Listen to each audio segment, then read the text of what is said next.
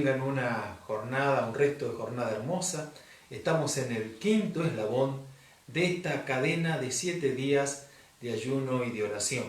La cadena que hacemos a mitad de año para reforzar las metas que nos fijamos a principio, por allí, por el mes de enero. Vengo diciendo lo mismo reiteradamente en estos días.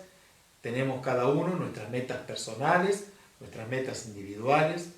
Hemos hablado muchas veces al respecto, cómo trabajar con ellas, pero en esta cadena en particular, más allá de orar para reforzar las metas que nos fijamos a principio de año, estoy hablando de metas generales que como creyentes todos nosotros, sin excepción, debemos tener. Esas metas generales son importantísimas como seguidores e hijos de Dios que somos.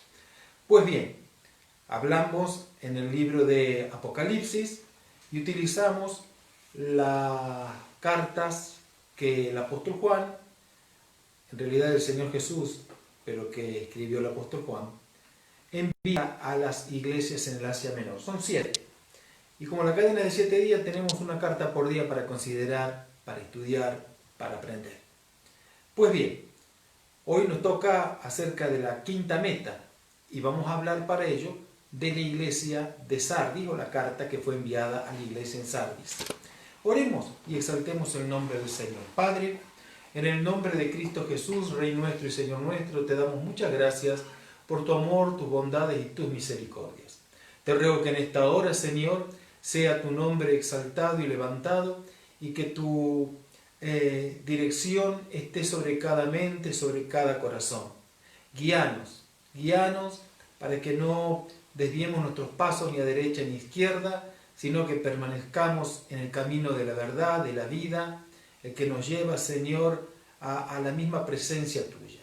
En el nombre poderoso de Cristo Jesús, te rogamos también nos guardes de toda especie y tipo de mal, nos ayudes, Señor, a descansar en ti y que tu Espíritu Santo, por sobre todas las cosas, tu Espíritu Santo, ilumine, Señor, que seamos constantemente saturados de Él. En tu nombre soberano lo pedimos, amado Jesús. Amén. Amén. Muy bien. Adoremos a nuestro Dios, exaltemos a nuestro Rey.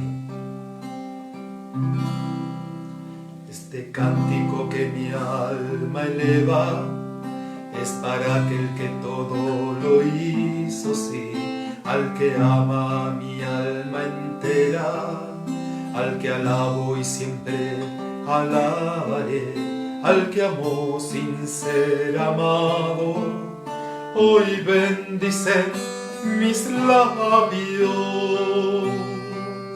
este cántico que mi alma eleva, es para aquel que todo lo hizo así, al que ama mi alma entera, al que alabo y siempre alabaré, al que amó sin ser amado.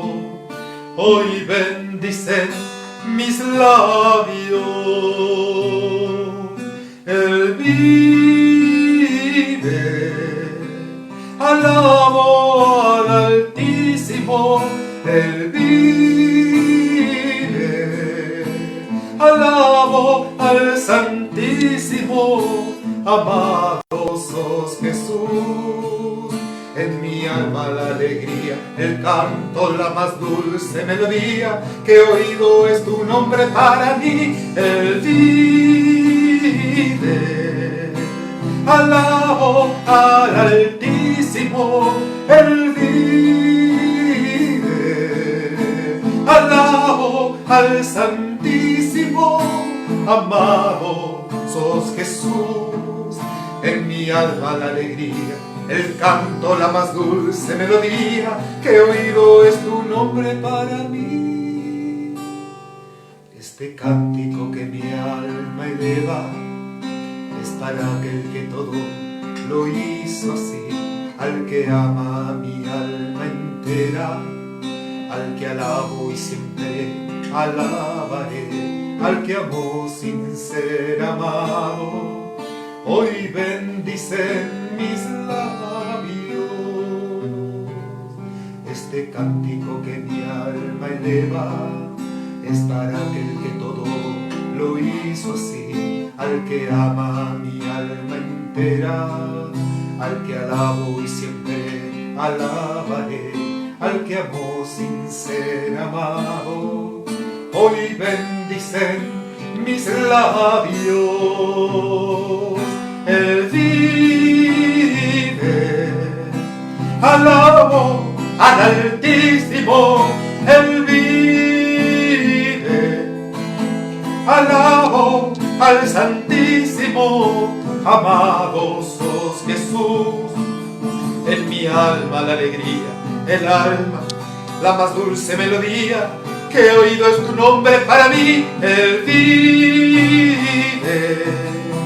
Alabo al Altísimo, Él vive. Alabo al Santísimo, amado sos Jesús. En mi alma la alegría, el canto, la más dulce melodía que he oído es tu nombre para mí.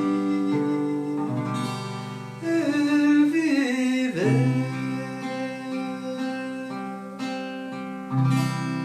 Amén. Qué bueno saber que nuestro Señor está vivo. Bendito sea el nombre de nuestro Dios. Aleluya. Muy bien. Vamos a compartir la palabra del Señor. Hoy, quinto eslabón, quinta meta. Vamos a referirnos a la carta que fue dirigida a la iglesia en la ciudad de Sardis, también una ciudad del Asia Menor. Dice así: escribe al ángel de la iglesia en Sardis, el que tiene los 7 espíritus de Dios y las 7 estrellas, dice esto. Bueno, así se presenta el Señor para Sardis. Yo conozco tus obras, que tienes nombre de que vives y estás muerto. Lo primero que se le dice a esta iglesia es que tiene nombre de que está viva, pero en realidad está muerta. Es decir, se nos habla aquí de un grupo de personas que tenían cierto renombre, cierta fama, pero todo era apariencia. Como bien sabemos, el Señor no observa ni se deja guiar por lo que hay por fuera, sino por lo que verdaderamente se es. Dios observa y escudriña nuestro interior. Estos aparentaban ser una gran iglesia, gente que seguía caminando en la verdad, pero en realidad habían dejado ese camino de verdad, les había quedado la fama, lo que más les importaba era el nombre que tenían ante los hombres y no el nombre que tenían ante Dios. Es importante de tener un nombre y ser conocido por Dios antes que de ser conocido por los hombres.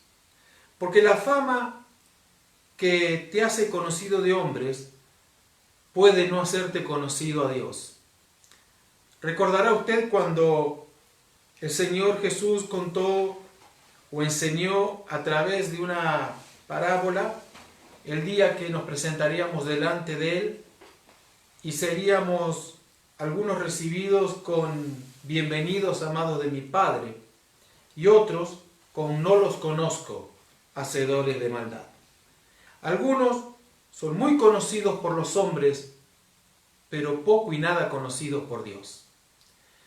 Lo que nos importa aquí, más que lo que los hombres puedan opinar de cada uno de nosotros, es lo que Dios pueda opinar y decir de cada uno de nosotros.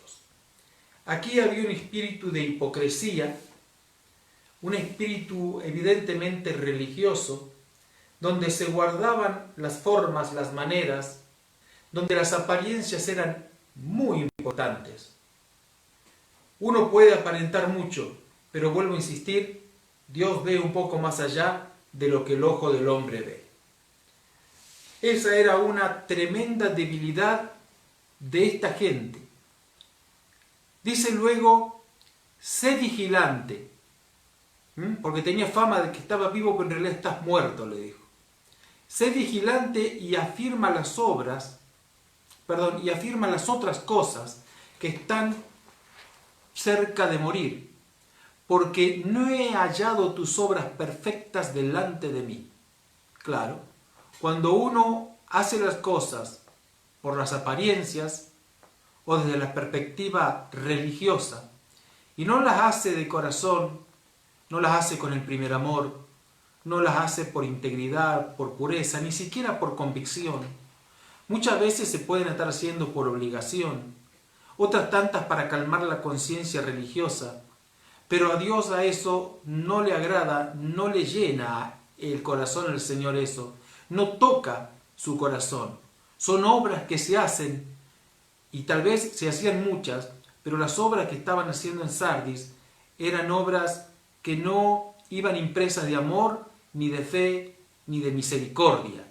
Eran todas apariencias, máscaras, caretas, para hacerse ver y ser reconocidos. Por eso hablé del espíritu de los fariseos, que amaban ser vistos por los hombres y recibir el aplauso de los hombres. Ellos eran famosos ante los ojos de los hombres, pero no eran conocidos por los ojos de Dios. Pues bien, entienda lo que estoy diciendo. Ya sabemos que Dios todo lo sabe y que sus ojos penetran hasta lo más profundo de nuestro ser. Le dice entonces que sean vigilantes, en el verso 2, para afirmar las cosas que están para morir, porque no he hallado tus obras perfectas delante de Dios. Acuérdate, pues, de lo que has recibido y oído, de lo que has recibido y oído, y guárdalo y arrepiéntete. Pues si no velas, vendré sobre ti como ladrón, y no sabrás a qué hora vendré sobre ti. El Señor Jesús habla mucho al respecto, ¿no? Cuando Él habla de su segunda venida, que vendría como ladrón en la noche, es decir, no se sabe el momento. Hay una parábola, la de las 10 vírgenes, donde están las 5 vírgenes sensatas y las 5 vírgenes insensatas. Todas formaban parte del mismo grupo, pero 5 no eran sensatas. Las sensatas, la Biblia dice que todas cabecearon y se durmieron, pero a la medianoche de un determinado día se oyó la voz de la multitud de amigos del novio que venían diciendo: llega el novio, llega el novio. Entonces se alistaron y prepararon las vírgenes para recibirle. Las que tenían el aceite extra pudieron hacer que sus lámparas sigan brillando, pero las otras se les acababa el aceite y estaba ya apenas encendida la llama, la lámpara. Allí fue, conoce usted la historia, cuando piden prestada aceite. El problema era que el aceite era individual de cada uno, que el aceite hay un solo lugar a donde buscarlo, hay una sola fuente, que es Dios, es la unción, la gracia, y ya era tarde para ir a buscar el aceite.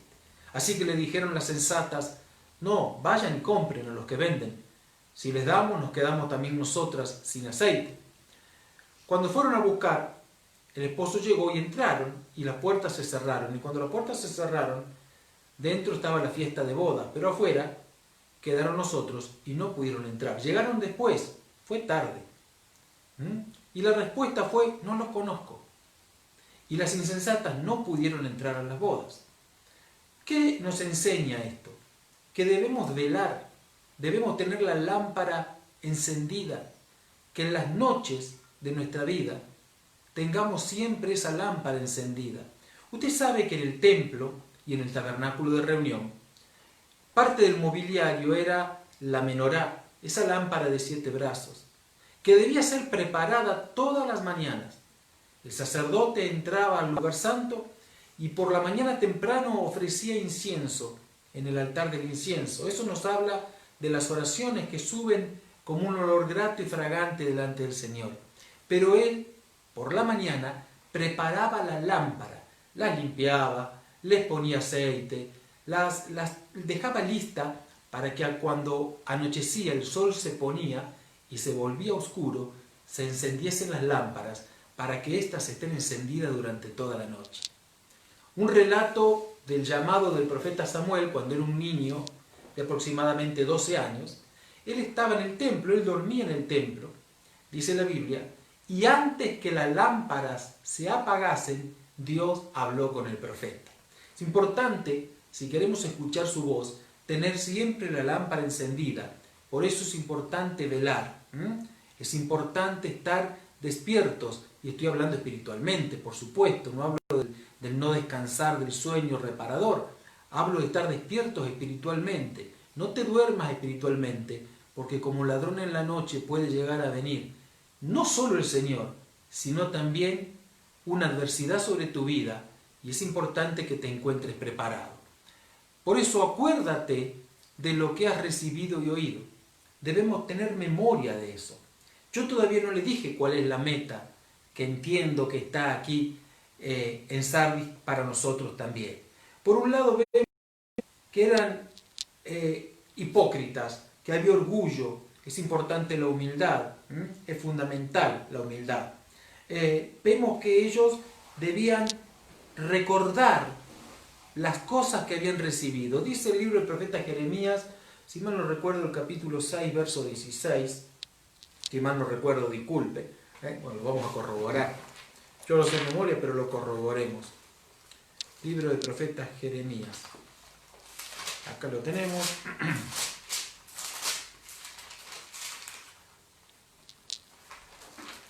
Capítulo 6, a ver si es ahí. Jeremías capítulo 6.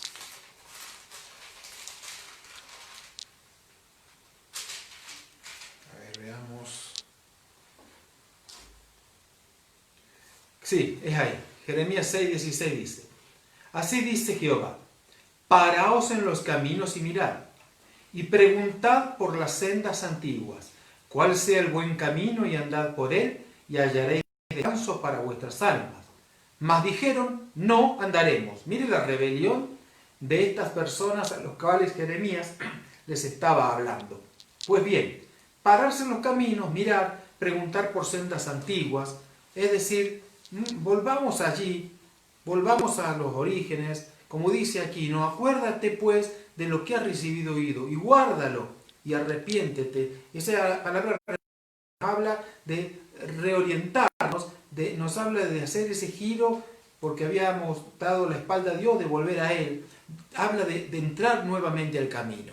Pero si no velás, vendré sobre ti como un ladrón en la noche y no sabrás a qué hora de venir. Muy bien. ¿Qué es la meta que debemos fijarnos nosotros en relación a esto? La meta es que cuidemos nuestra salvación. Que no se trata de quedarnos con la costumbre de la liturgia y del hábito religioso. Que las apariencias sirven de poco y nada si eso no está primero en nuestro corazón. Yo no estoy diciendo de que no manifestemos en nuestro exterior las cosas. Lo que estoy diciendo es que nuestro exterior refleje lo que hay adentro. De lo contrario es hipocresía, es el espíritu fariseístico, es apariencia. Y ese era el problema de esta gente, las apariencias. Les daban fama de que tenían vida, pero en realidad Dios veía que estaban muertos. Como los fariseos, recuerda que les dijo sepulcros blanqueados, por afuera muy pintados y adornados, pero adentro pura pudrición. Sepulcros blanqueados, muy bonitos por fuera, pudrición por dentro. El hombre ve por fuera, era un sepulcro, estaban muertos. Dios veía lo que había dentro. ¿Comprende? Pues bien, este punto entonces es importante como meta. ¿Cuál es la meta que entendemos aquí para Sardis y para nosotros? Que cuidemos la salvación. Que tengamos mucho cuidado con esto. Fíjese en el verso número 4, dice, pero tienes unas pocas personas en Sardis que no han manchado sus vestiduras. Andarán conmigo en vestiduras blancas porque son dignas. Las vestiduras blancas. Usted sabe que no podemos de cualquier manera vestirnos ante la presencia del Señor. Esto del blanco nos habla de limpieza, nos habla de pureza, nos habla de santidad, nos habla de integridad. Por eso más adelante dice, al que venciere será vestido con vestiduras blancas y no borraré su nombre del libro de la vida. Qué fuertes fueron esas palabras. Porque usted sabe que hay un libro, que es un libro muy particular. En Apocalipsis 20, vamos a ver, y me parece que el verso 16. A ver si es ahí.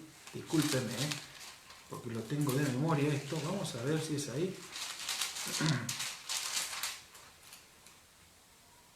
Bueno, vamos a leer desde el verso 11. Dice, vi un gran trono blanco y al que estaba sentado en él, delante del cual huyeron la tierra, el cielo y ningún lugar se encontró para ellos. El trono blanco nos habla del juicio final, ¿sabe? Y el que está sentado ahí es nuestro Rey de Gloria, el Dios Todopoderoso. Y vi a los muertos, grandes y pequeños, de pie ante Dios. Y los libros fueron abiertos.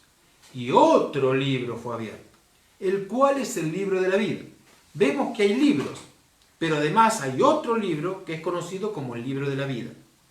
Y fueron juzgados los muertos por las cosas que estaban escritas en los libros, según sus obras. Yo conozco tus obras. Lo venimos diciendo en todas las cartas que escriben aquí a las iglesias del Asia Menor. Muy bien. Así que hay libros abiertos y otro libro de la vida. Y el mar entregó a los muertos que había en él, y la muerte y el Hades entregaron sus muertos que había en ellos, y fueron juzgados cada uno, otra vez insiste, según sus obras.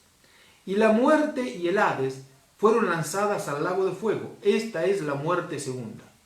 Y el que no se halló inscrito en el libro de la vida fue lanzado al lago de fuego.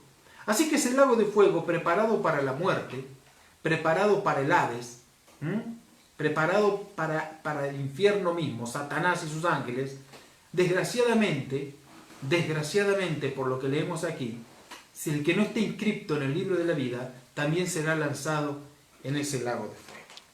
Ahora, acá acabamos de leer que el Señor advierte y dice que si nosotros no nos mantenemos y no nos vestimos de esas vestiduras blancas, con todo lo que eso significa, podemos llegar a ser borrados del libro de la vida. Te lo voy a leer de nuevo en el verso 5.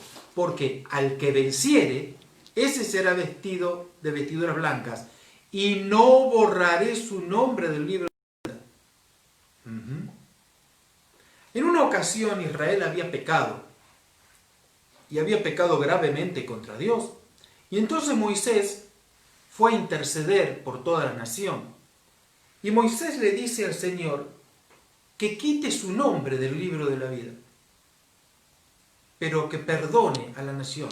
Mire el amor de Moisés también, porque Moisés lo que estaba diciendo es, mira, borrame de ese tu libro, pero no los borres a ellos.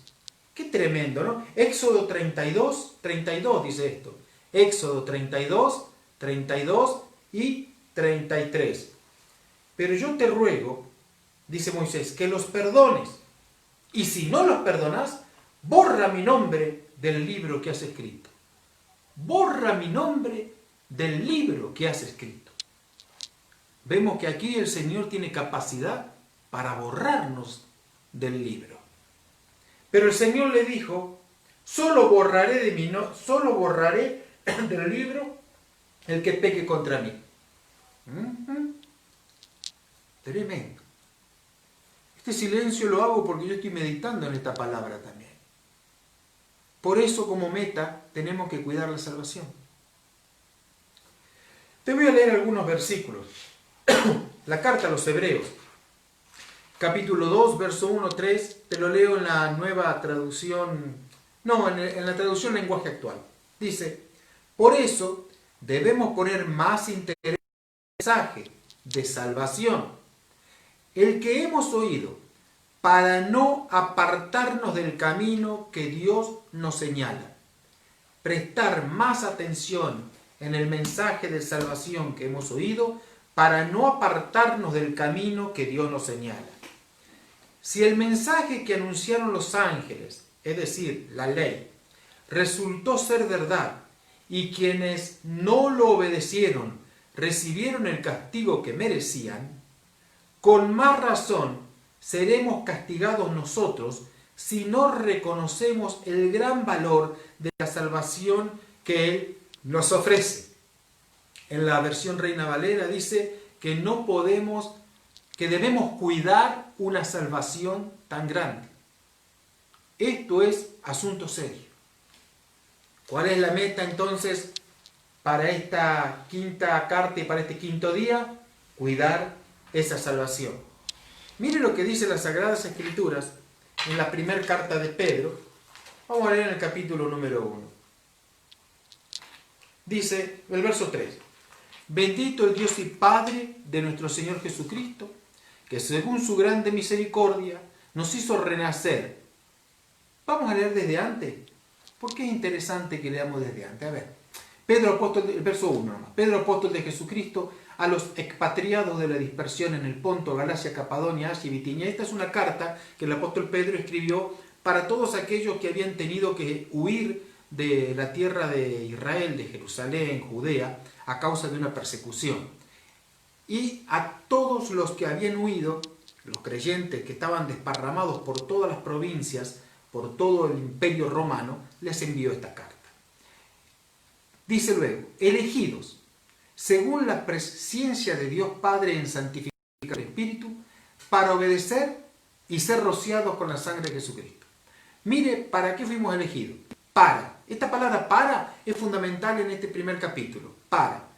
Si usted tiene la Biblia, subraye la palabra para porque varias veces la dice. ¿Para qué fuiste elegido? Número 1, para obedecer. Como consecuencia, sos rociado por la sangre de Jesucristo. Sin esa sangre no hay perdón de los pecados. La obediencia siempre va a traer bendición sobre tu vida y la mía. Gracia y paz les sean ustedes multiplicadas. Bendito el Dios y Padre de nuestro Señor Jesucristo, que según su grande misericordia nos hizo renacer. Otra vez la palabra para. ¿Para qué nos hizo renacer? ¿Para qué nos dio la vida? Para una esperanza viva. Por la resurrección de Jesucristo de los muertos. Es decir, la resurrección de Jesucristo es la garantía de esa esperanza de vida, que es la vida eterna, de la cual ya hemos hablado, y que está íntimamente relacionada con la meta de la salvación.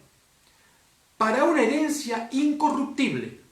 Muy bien, somos herederos de esa herencia incorruptible. No es una herencia terrena que se desmorona, se viene abajo. Usted puede heredar una casa, usted puede construir una casa nueva. ¿Cuánto puede durar? ¿100 años? ¿150? Se viene abajo. La demuelen y hacen otra cosa después. Pero acá se nos está hablando de algo eterno. Una herencia incorruptible. No está contaminada ni está manchada, dice. Reservada en los cielos para vosotros. Hay una reserva en el cielo. En la casa de mi Padre, dice Juan 14, muchas moradas hay. Voy pues a preparar lugar para vosotros, para que donde yo esté, ustedes estén conmigo también. Y todo esto está relacionado con las bodas del Cordero. Recién decíamos que entraba el novio a la hora que nadie esperaba. ¿Sabe usted que la costumbre por aquellos años era que el novio podía demorarse hasta una semana en llegar? Y durante esa semana, que puede ser el primer día o podía ser el último día de la semana, 7 días tenía. Desde el primero, segundo, tercer, cuarto o hasta el séptimo podía llegar el novio. Y a la hora que menos se imaginaban.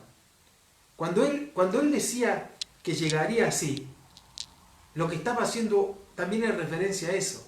Y nosotros debemos estar esperando, como esas vírgenes sensatas, cuidando la salvación. Hay una palabra también donde dice un siervo que comienza a maltratar a sus consiervos porque dice, bueno, mi señor demora mucho en venir. Cuidado, no vaya a ser que llegue y nosotros no estamos haciendo lo que le espera. Ahora, volviendo a esto, que sois guardados por el poder de Dios mediante la fe. Es la fe la que nos ayuda a cuidar la salvación tan grande.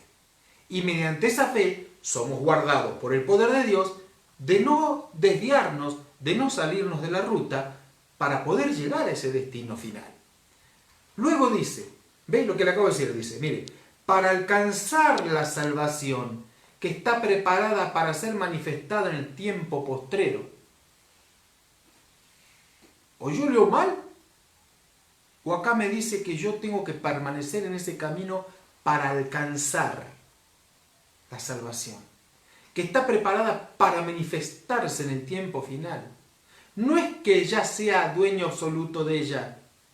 Tengo que alcanzarla y tengo que tener cuidado, como dice por aquí las Sagradas Escrituras, que mi nombre no sea borrado del libro de la vida. Lo dice Jesús, no lo estoy inventando yo a eso. Para alcanzar la salvación. Muy bien, que está reservada para ser preparada en el tiempo postrero. Mire, el verso número 9 nos dice, obteniendo el fin de vuestra fe, esa fe, tu fe, mi fe, tiene un fin. ¿Escuchaste? La fe tiene un fin. Va a llegar el día donde no nos va a hacer falta la fe. ¿Qué está diciendo? Sí, eso, lo que escuchaste. Solo hay algo, mire, ahora, dijo el apóstol Pablo, permanecen la fe, la esperanza y el amor. Ahora permanecen la fe, la esperanza y el amor. Pero el camino más excelente es el amor, porque ese excede a la fe y a la esperanza. Porque la fe y la esperanza te sirven para el ahora, pero cuando estamos en su presencia no vamos a necesitar ni fe ni esperanza, porque lo que esperábamos ya lo hemos alcanzado, ¿comprende? La fe tiene un fin. ¿Y cuál es el fin de tu fe y de mi fe? La salvación de nuestras almas. Así que corramos pacientemente y diligentemente la carrera que tenemos por delante. Como meta, cuidemos nuestra salvación. Voy a terminar leyendo lo que dice la primera carta a los Corintios en el capítulo 9. Esto lo dice el apóstol Pablo. Primera carta a los Corintios, capítulo número 9. Vamos a leer desde el verso 25. Dice, todo aquel que lucha, de todo se abstiene. Ellos, a la verdad, para recibir una corona corruptible, pero nosotros una incorruptible. Así que yo de esta manera corro, no como a la aventura. De esta manera peleo, no como quien da golpes al aire, sino que golpeo mi cuerpo y lo pongo en servidumbre. Esto de golpear el cuerpo, ponerlo en servidumbre, no significa de agarrar un látigo y lacerarse. Eso es un error muy grande. Ya hablamos en el día de ayer que el sacrificio lo hizo Jesús y no hay otro sacrificio que agregar.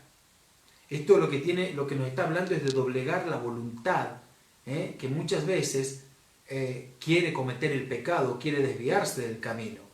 Esto es de nosotros mismos y no ceder ante los apetitos de la carne. Eso es lo que nos está diciendo. Por eso dice, lo pongo en servidumbre. Usted sabe que el ser humano es espiritual, mi cuerpo, y Dios nos diseñó para que el espíritu sea quien controle y quien gobierne, para que el alma sea el mayordomo, el que reciba las órdenes del espíritu y las haga ejecutar el cuerpo. Pero cuando un individuo está muerto a nivel espiritualmente, hay una alianza entre el alma y el cuerpo y termina dándose vuelta todo. Los apetitos del cuerpo terminan siendo, digamos, el mayordomo, que es el alma, termina cediendo a todos los apetitos de él. Y resulta que el cuerpo termina siendo la carne, termina siendo el amo, y el alma termina siendo la esclava. ¿Por qué? Porque falta el jefe, que es el espíritu, ¿entienden? Así que yo de esta manera golpeo mi cuerpo y lo pongo en servidumbre. No sea que habiendo sido heraldo para otros, yo mismo venga a ser eliminado. Si hay tantas advertencias, prestémosle un poquito de atención. ¿Qué le parece? ¿Cuál es entonces la meta para este quinto día? Cuidar la salvación. Cuidar la salvación. Vamos a orar. Padre, en el nombre poderoso y glorioso de Jesús, te damos gracias en esta hora por tu amor, por tu bondad y por tus misericordias. Te rogamos nos libres de toda tentación y de toda caída en el pecado.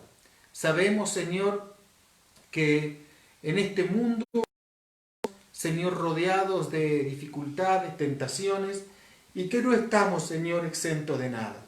Pero cuando nosotros, Señor, no cuidamos la salvación, y cuando nosotros no nos mantenemos enfocados y orientados a ti, Satanás nos puede sacar mucha ventaja.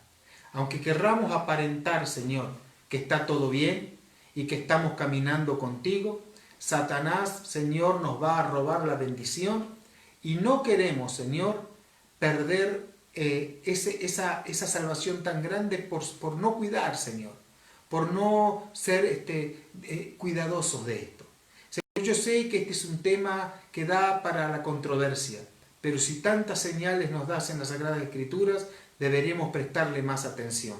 Y tú dices allí en Apocalipsis que tienes el poder de llegar a borrar nuestro nombre del libro de la vida. Señor, que ese nombre, el nuestro, siempre esté allí. Ayúdanos, Señor, a cuidar esa salvación tan grande. En tu nombre. También te rogamos ahora, Señor, y oramos generalmente por todo lo que hace la iglesia, por cada familia. Señor, todas las familias del ministerio sean bendecidas en todas las áreas de su vida, en la espiritual, en la emocional, en la salud física, en la financiera. Señor, que cada familia sea completamente llena de tu gracia, y los que hoy no te conocen, Señor, en esas casas donde tal vez uno o dos han recibido tu presencia, pueda el resto también conocerte. Tu palabra dice, Señor, cree en el Señor Jesucristo y serás salvo tú y tu casa. Que eso sea verdad sobre cada familia. Te ruego también por los grupos pequeños, los grupos de crecimiento, de discipulado, por cada uno de sus líderes, que tú los fortalezcas y bendigas. Señor, para que sea prosperada, Señor, económicamente la iglesia en todo aspecto, que no falte nada en la casa y en la mesa de nadie, y que cada congregación pueda tener su tierra, pueda tener su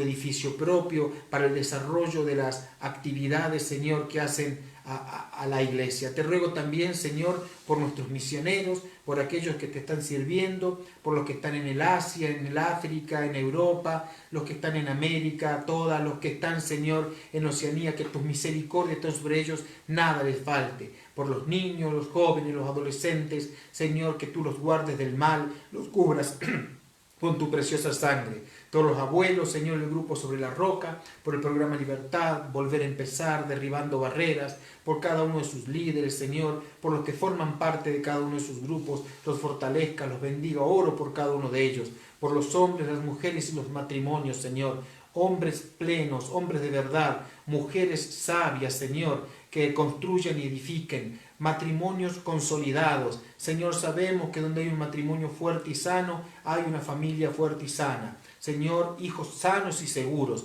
Te ruego, Señor, por restauraciones, para que toda esa aveniencia se quiebre en tu nombre. Y también, Señor, oro por todas las áreas de servicio, Señor, de la iglesia, y por cada uno que forma parte de ellas. Que tú des gracias y bendigas, Señor.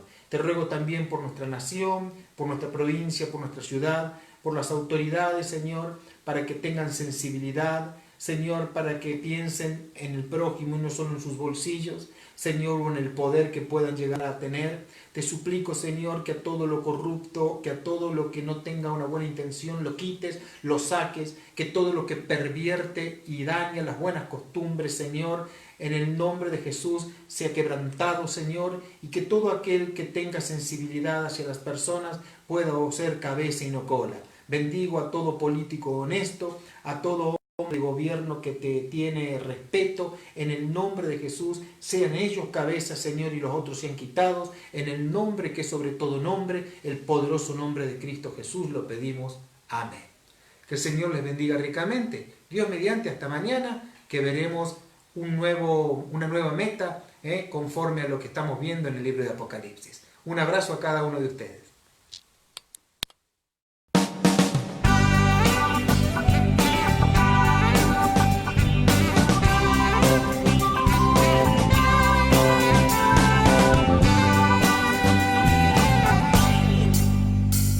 Señor, cuánto te amo, porque has hecho maravillas a mi favor.